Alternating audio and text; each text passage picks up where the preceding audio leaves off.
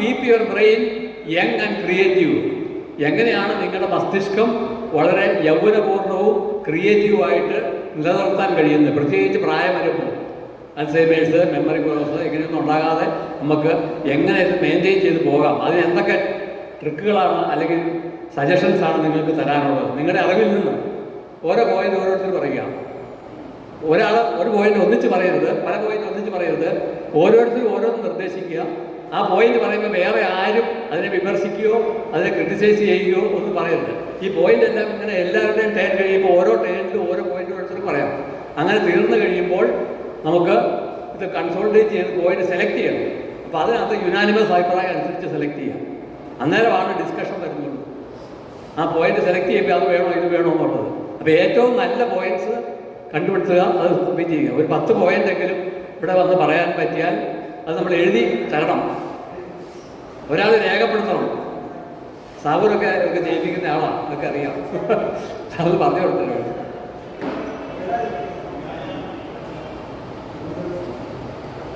എല്ലാവരുടെയും അഭിപ്രായങ്ങളും അവരെല്ലാവർക്കും പറയാനുള്ള അവസരവും കിട്ടാൻ വേണ്ടിയിട്ടാണ് ഇങ്ങനെ ബ്രെയിൻ സ്റ്റോമിംഗ് സെഷൻസ് നമ്മൾ നടത്തുന്നത്.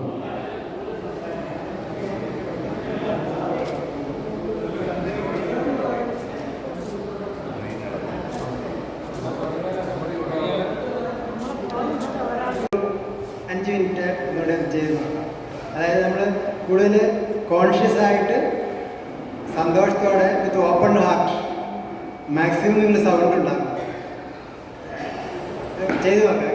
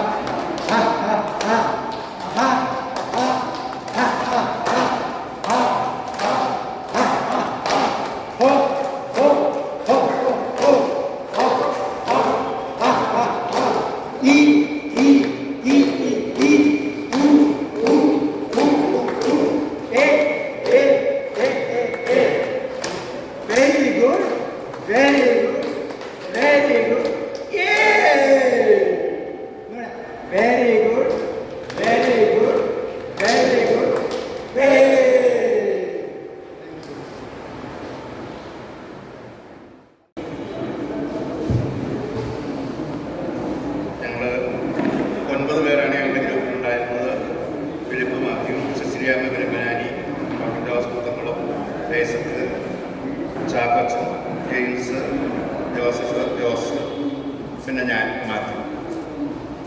അപ്പോൾ ഞങ്ങൾ പലരും അഭിപ്രായങ്ങൾ പറഞ്ഞതിൽ ഏതാണ്ടൊക്കെ പൊതുവായ അഭിപ്രായങ്ങൾ ആണ് ഉള്ളത്. ഒന്നാമത് പറയുന്നത് പ്രായമായി എന്ന നെഗറ്റീവ് ചിന്ത ഒഴിവാക്കി ജീവിക്കുക. നമ്മൾ പ്രായമായി വയസ്സായി എന്നുള്ളത് അങ്ങനെ പറഞ്ഞുകൊണ്ട് നടക്കാതിരിക്കുക. പുതിയ കാര്യങ്ങൾ ദിവസേന പഠിക്കുക, പഠിച്ചവ വൈകുന്നേരം ഓർക്കാൻ ശ്രമിക്കുക, അത് ഉരുക്കഴിച്ച് മാത്രം കിടക്കുക. അപ്പോൾ പഠിക്കുക എന്നുള്ള പ്രക്രിയ നമ്മൾ കൊച്ചുകുട്ടികളോട് പറയുന്ന പോലെ തന്നെ നമ്മളോടും ആവർത്തിക്കുക. ഒരു കാര്യം രാവിലെ പഠിച്ചു കഴിഞ്ഞാൽ വൈകുന്നേരം അത് വീണ്ടും ഓർത്തിട്ടുണ്ടോ എന്ന് നോക്കുക. കൂടുതൽ ആക്ടിവിറ്റികളിൽ ഏർപ്പെടുക. നമുക്ക് വയ്യ എന്ന് പറഞ്ഞ് മാറി നിൽക്കാതെ സജീവമായിട്ട് കാര്യങ്ങളിൽ ഇടപെടുക. മനസ്സിനെ ചെറുപ്പമായി നിർത്തുക. അതിന് യുവാക്കളോടും കുട്ടികളോടും ഒപ്പം അടുത്ത് പെരുമാറുകയും അവരുടെ തമാശകൾ ആസ്വദിക്കുകയും ചെയ്യുക. പൂന്തോട്ടം, പച്ചക്കറിത്തോട്ടം എന്നിവ പരിപാലിക്കുക. രാവിലെ 4 മണിക്ക് എഴുന്നേൽക്കുക. പ്രാർത്ഥന, ധ്യാനം, യോഗ തുടങ്ങിയവയിൽ ഏർപ്പെടുക. നേരത്തെ എഴുന്നേൽക്കുന്നത് കൂടുതൽ സജീവമായ ഒരു ദിവസത്തിന് സഹായകമാകുമെന്നാണ് പലരും അനുഭവത്തിൽ നിന്ന് പറഞ്ഞത്. ധാരാളമായിട്ട് വായിക്കുക. വായിച്ച കാര്യങ്ങളെ സംബന്ധിച്ച് ചർച്ചകളിൽ ഏർപ്പെടുക. ചർച്ചകൾ ആരോഗ്യകരമായിരിക്കണമെന്നും പ്രതിപക്ഷ ബഹുമാനത്തോടുകൂടി ആയിരിക്കണമെന്നും പ്രത്യേകം ഓർമ്മിപ്പിക്കുന്നു. നല്ല സൗഹൃദങ്ങൾ നിലനിർത്തുക. അവരുമായിട്ട് ഇടയ്ക്കിടയ്ക്ക് സംസാരിക്കുക. വളരെ ശ്രദ്ധേയമായ ഒരു നിർദ്ദേശമുണ്ട്. രാവിലെ എഴുന്നേൽക്കുമ്പോൾ ഒരു ചിരിയോടുകൂടി, ഹൃദയത്തിൽ സന്തോഷത്തോടുകൂടി എഴുന്നേൽക്കുക. ആ ദിവസം എന്തെങ്കിലും ഒരു നന്മ പ്രവൃത്തി ചെയ്യുന്നതിന് രാവിലെ തന്നെ കട്ടിൽ നിന്ന് എഴുന്നേൽക്കുന്നതിന് മുമ്പ് തന്നെ ആലോചിക്കുക, തീരുമാനിക്കുക, അത് നടപ്പാക്കുകയും ചെയ്യുക. അപ്പം ഇത്രയുമൊക്കെയാണ് മനസ്സിനെ ചെറുപ്പമാക്കി നിർത്തുന്നതിന് ഞങ്ങളുടെ ഗ്രൂപ്പിലുള്ളവർ സജസ്റ്റ് ചെയ്ത കാര്യങ്ങൾ.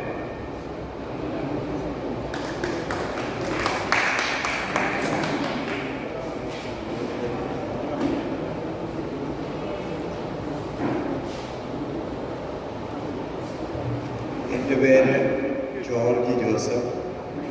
ഞങ്ങളുടെ ഗ്രൂപ്പ് നമ്പർ 2 ആണ്. ഞങ്ങളുടെ ഗ്രൂപ്പിൽ ചർച്ച ചെയ്ത് പലതും മറ്റ് ഗ്രൂപ്പുകളിൽ കൂടി വന്നിട്ടുണ്ടാകാതിരിക്കുകയില്ല. ഏതായാലും ഞങ്ങളുടെ ഐഡിയാസ് ബ്രീഫായി ഞാനിവിടെ അവതരിപ്പിക്കുകയാണ്. നേച്ചർ ടൂർ നല്ലൊരു എക്സസൈസാണ്. നേച്ചർ ടൂർ നമ്മുടെ നാട് അതിമനോഹരമായ ഒരു സംസ്ഥാനമാണ്. ഇന്ത്യയിലെ നമ്പർ 1 ബ്യൂട്ടിഫുൾ സ്റ്റേറ്റാണ് Kerala. It is the God given country to us. അപ്പോൾ ഇവിടെ ധാരാളം സ്ഥലങ്ങൾ കാണുവാനും അഭിനന്ദിക്കുവാനും. Singing is a very good exercise for happiness. Dance is also very good for getting rid of our worries. Then a tongue exercise is very useful to relax the brain. Tongue exercise. ഒരു yoga practice ആണ്. പിന്നെ gardening as A hobby എല്ലാവർക്കും practice ചെയ്യാം. നമ്മുടെ വീട്ടിൽ അല്പം സ്ഥലം മുറ്റോളം മാത്രമുള്ളവർക്ക് പോലും ചെയ്യാവുന്നതാണ്. പൂച്ചട്ടികളുണ്ടാക്കുമല്ലോ രോഗായികളൊക്കെ കുറച്ച് വെജിറ്റബിൾസ് കൾട്ടിവേറ്റ് ചെയ്യാൻ പറ്റും, പൂച്ചെടികൾ കൾട്ടിവേറ്റ് ചെയ്യാൻ പറ്റും. കൂടാതെ മെഡിസിനൽ പ്ലാന്റ്സ് കൂടി കൾട്ടിവേറ്റ് ചെയ്യാൻ പറ്റും. ഈ അടുത്ത നാൾ ഞാൻ വാഴക്കുളത്തുള്ള നാഗാർജുനക്കാരുടെ മെഡിസിനൽ നഴ്സറി സന്ദർശിക്കുകയുണ്ടായി. എല്ലാ രോഗങ്ങൾക്കും പറ്റിയ ഔഷധ സസ്യങ്ങൾ അവരവിടെ വിൽക്കുന്നു കൂടിയുണ്ട്. അപ്പോൾ ഞാൻ ചോദിച്ചു, എലിയെ ഓടിക്കാൻ എന്തെങ്കിലും ഔഷധ സസ്യമുണ്ട്? ഉടനെ അവരോട് സസ്യം പറഞ്ഞു തന്നു, അത് പൊടിവേലിയാണ്. പൊടിവേലിയുള്ളിടത്ത് എലി നിൽക്കുകയില്ല, കാരണം അത്രയും ഇറിറ്റേറ്റിംഗ് ആണ് എലിക്ക്. പിന്നെ പോസിറ്റീവ് തിങ്കിങ് നമുക്കുണ്ടായിരിക്കും. നമ്മളുടെ ചിന്തകൾ പോസിറ്റീവായിട്ട് നെഗറ്റീവ് ആകാൻ പാടില്ല. മറ്റുള്ളവരെ പറ്റി നമുക്ക് പല തെറ്റായ ധാരണകളോ ഫീലിങ്സോ ഒക്കെ ഉണ്ടെങ്കിലും അവർക്ക് ഒരുപാട് നല്ല നന്മകൾ ഉണ്ടായിരിക്കും. Let's think about the positive side, then it will make us young and happy. Engage in indoor and outdoor games and sports. നമുക്കറിയാമല്ലോ, സ്കൂളുകളിലും കോളേജുകളിലൊക്കെ സ്പോർട്സും ഗെയിംസും ഉണ്ട്. ഇതെല്ലാം കുട്ടികളുടെ ഫോർമേഷന് വേണ്ടിയുള്ളതാണ്. അത് കുട്ടിക്കാലത്ത് മാത്രമുള്ളതല്ല, നമ്മളുടെ എല്ലാ ഏജിലും പ്രാക്ടീസ് ചെയ്യാൻ പറ്റിയ ഗെയിംസും സ്പോർട്സും ഉണ്ടായിരിക്കും. Let's make use of that. Practice mountaineering and trekking. നമ്മുടെ നാട് ഈ തൊടുപുഴ താലൂക്ക് മൊത്തത്തിൽ പറഞ്ഞാൽ ചെറിയ കുന്നുകളും വലിയ കുന്നുകളും ഒക്കെ ആയിട്ടുള്ള പ്രദേശങ്ങളാണ്. നടക്കുന്നത് വളരെ നല്ലതുമാണ്. If you go to climb some small hills or mountains, it will give us a relaxation, health and happiness. Use medicinal herbs to improve brain power and memory power. ചില മെഡിക്കൽ പ്ലാന്റ്സിനെ പറ്റി ഞങ്ങൾ ചർച്ച ചെയ്തു. ഒന്ന് ശംഖുപുഷ്പമാണ്, പിന്നെ കോടകൻ വേറെ ഒരു, ഇതൊക്കെ നമ്മുടെ ബ്രെയിൻ പവർ വർദ്ധിപ്പിക്കുന്നതാണ്. പിന്നെ ലെമൺ ജ്യൂസും വളരെ നല്ലതാണ്. നമ്മുടെ ബ്ലഡ് സർക്കുലേഷൻ മെച്ചപ്പെടുത്താൻ ഏറ്റവും നല്ലൊരു ജ്യൂസാണ് ലെമൺ ജ്യൂസ്. അതിലൽപ്പം തേൻ കൂടി ചേർത്ത് കഴിച്ചാൽ നമുക്ക് ഉറക്കം വർദ്ധിപ്പിക്കും, ആരോഗ്യവും വർദ്ധിപ്പിക്കും.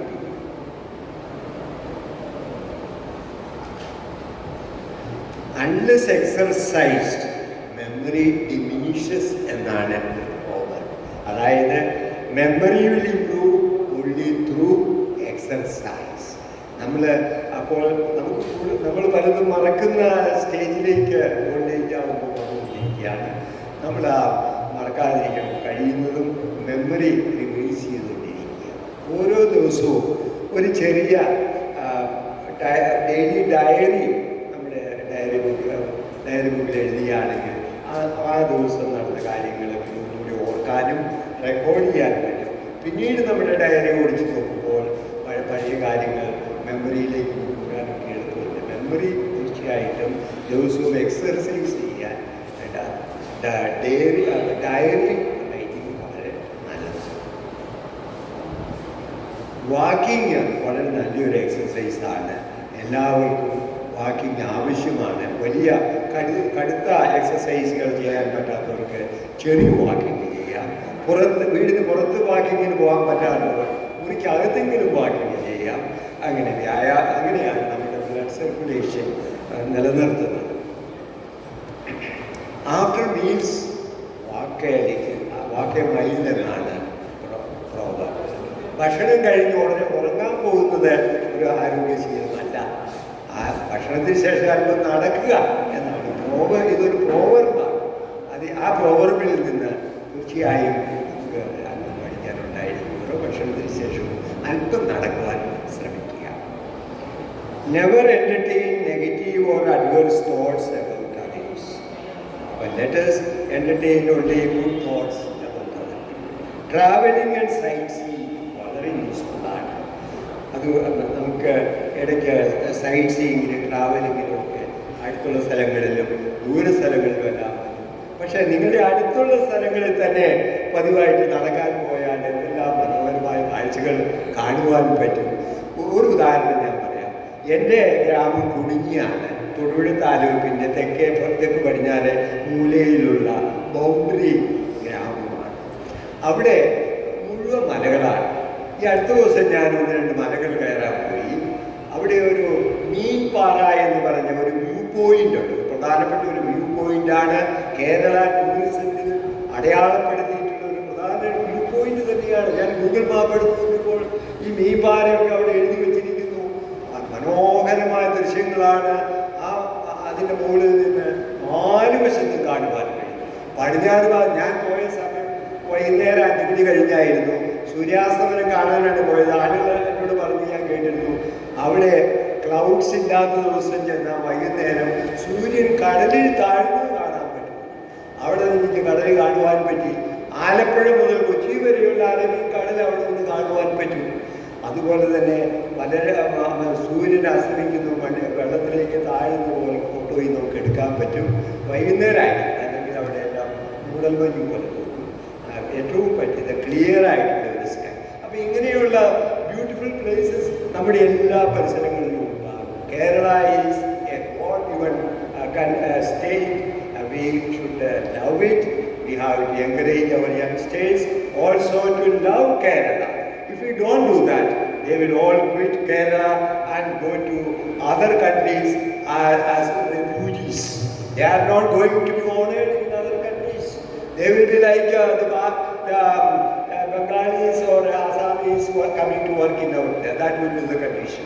Let our young people remain here so that this our state will not become a wilderness. Let us encourage our young people to appreciate our state. Thank you very much.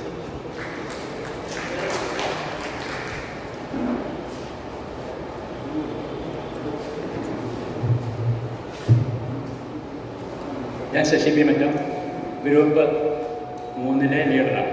ഞങ്ങളുടെ ടീമിൽ 9 പേരാണ് ഉണ്ടായിരുന്നത്. ഒരു പ്രത്യേകതയുള്ളത്, ഞങ്ങളുടെ ടീമിൽ ടോം എന്ന് പറഞ്ഞൊരു യുവാവുണ്ട്. ടോമാണ് അതിൻ്റെ സ്ഥലത്ത് നെണിച്ചിട്ടോ എന്നെ കാട്ടെ. നമ്മളെല്ലാവരും വൃത്തരായിട്ട് വരുമ്പോഴത്തേക്കും എന്തിനാണ് ടോം എന്നുള്ള വികാരം എനിക്കറിയില്ല. എങ്ങനെ ഞങ്ങളുടെ പ്രത്യേകതയായിട്ട് കാണിക്കുന്നു. ഗ്രൂപ്പിലെ എല്ലാവരും ചർച്ചയിൽ പങ്കെടുത്തു. അപ്പോൾ ഇവിടെ പറഞ്ഞ കുറേ ആവർത്തനമുള്ളതാണ് ഞാൻ ചെറുതായിട്ട് വായിക്കുന്നതാണ്. എപ്പോഴും നമ്മുടെ ചിന്താഗതികൾ എപ്പോഴും പോസിറ്റീവ് മൈൻഡോടെ ആയിരിക്കും. വെറുതെ ഇരിക്കാൻ പാടില്ല.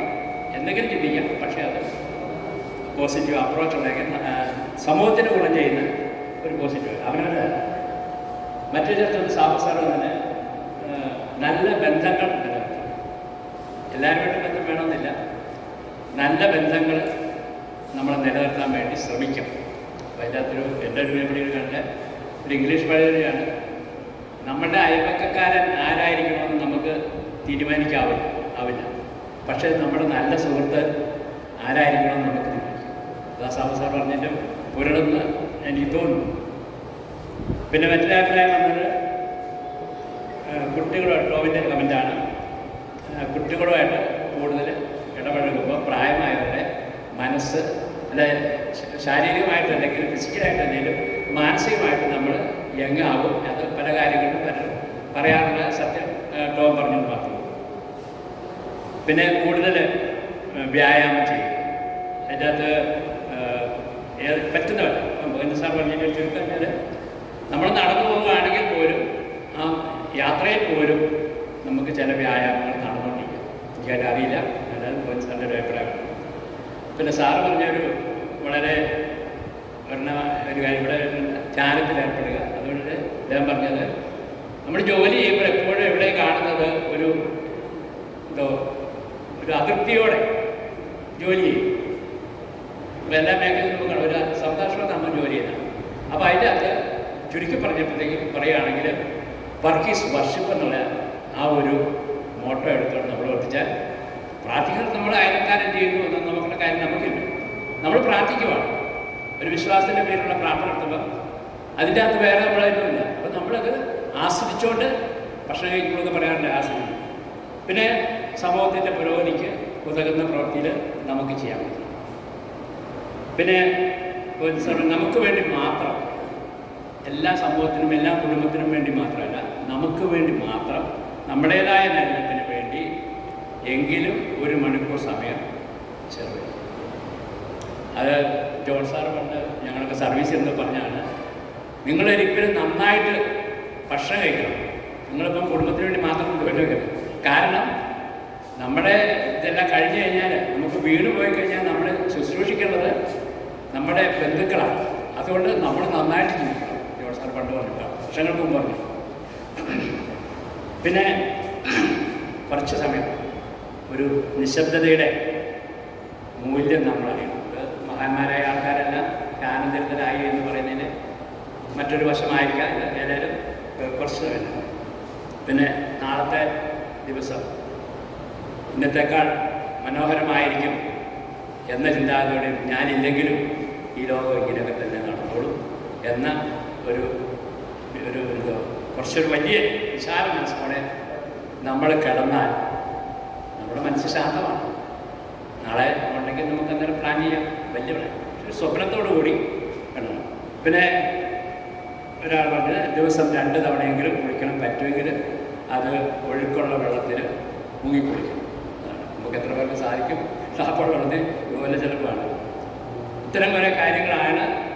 പിന്നെ ശരീരവും മനസ്സും എപ്പോഴും ശുദ്ധമായിരിക്കണം. ജോലിയെ സംബന്ധിച്ച് ഞാൻ ആവർത്തിക്കുന്നില്ല.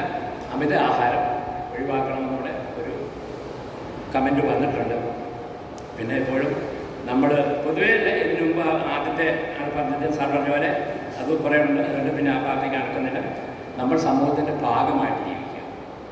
ഇതെല്ലാം വന്ന് തെറ്റ് വന്നാലും ചെല്ലും അതിൻ്റെ അകത്ത് ഞാനും ഇതിൻ്റെ ഒരു ഭാഗമാണ് എന്ന ഒരു ചിന്താഗതിയോടെ ഞാനെന്ന ഭാവം ഒഴിവാക്കി ജീവിച്ചാൽ വലിയ പ്രശ്നങ്ങളുണ്ടാവില്ല എന്നുള്ളതാണ് നമ്മൾ മനസ്സിലാക്കിക്കൊണ്ട് ജീവിക്കാം എന്നാണ്.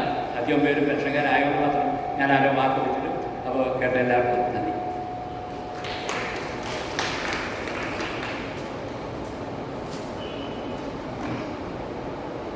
എല്ലാ ഗ്രൂപ്പുകാർക്കും ഒരു കൈയടി കൊടുത്തേ. Thank you very much. അപ്പം നമ്മൾ ഇത് കൺക്ലൂഡ് ചെയ്യുന്നതിന് മുമ്പ് ഒരു കാര്യം, പലരും ഒരു ആഗ്രഹം പ്രകടിപ്പിച്ചൊരു കാര്യമാണ്. അതിനെപ്പറ്റി മനസ്സിലാക്കിയ ഒരു ടൂറ്, എങ്ങോട്ടൊക്കെ ഒരു ടൂർ സംഘടിപ്പിക്കണമെന്ന് പലരും ആവശ്യപ്പെടാറുണ്ട്.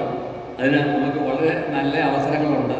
ടൂറിന് 1-2 നമ്മുടെ ഗ്രൂപ്പിൽപ്പെട്ടവർ തന്നെ 1-2 ടൂറൊക്കെ നടത്തിയിട്ട് വന്നാണ്. KSRTC ഇവിടുന്ന് മിക്കവാറും ദിവസങ്ങളിൽ നമ്മൾ നേരത്തെ ബുക്ക് ചെയ്താണ്.